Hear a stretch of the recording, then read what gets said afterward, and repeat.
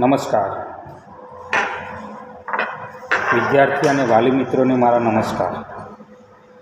ધોરણ 12ની પરીક્ષા પૂર્ણ થઈ ગઈ છે.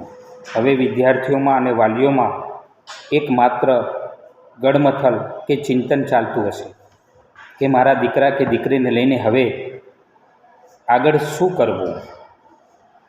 તો વાલી મિત્રોને મારું નમ્ર નિવેદન છે કે તમે તમારા બાળકની રસ અને રુચિને ધ્યાનમાં રાખીને જ કોઈ નિર્ણય લેજો.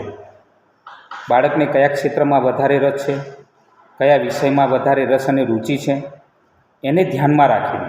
બીજું, એનામાં કેવી કુશળતા પડેલી છે એ કુશળતાને ધ્યાનમાં રાખીને એ પોતે શિક્ષણના ક્ષેત્રમાં આગળ વધી અને સારામાં સારી પદવી ઉચ્ચ સ્થાન મેળવવા માગે છે, એ પોતે એન્જિનિયરિંગ લાઇનમાં જઈ અને સારો એન્જિનિયર તૈયાર થવા માગે છે, એ પોતે મેડિકલ લાઇનમાં જઈ અને ભવિષ્યમાં MBBS, MS કે MD થવા માગે છે.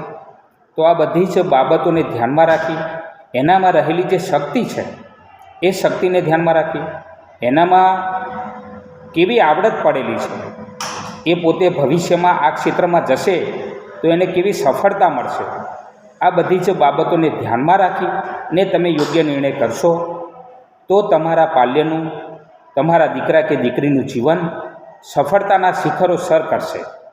એટલે દરેક વાલી મિત્રોને, ગુજરાતના વાલી મિત્રો હોય કે ભારતના વાલી મિત્રો હોય, દરેકને મારી આ ખાસ વિનંતી છે.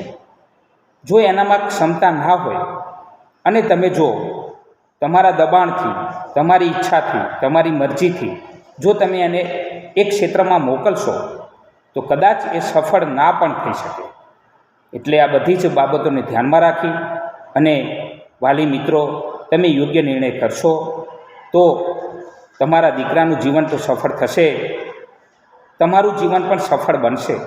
એટલે એને કોઈ પણ ક્ષેત્રમાં મોકલવો છે તો અત્યારથી જ મનન, ચિંતન, પરિશીલન કરીને તમે એના ક્ષેત્રની પસંદગી કરજો. અસ્તુ. ભારત માતા કી જય. વંદે માતરમ. સુરેશ પટેલના સર્વને નમસ્કાર.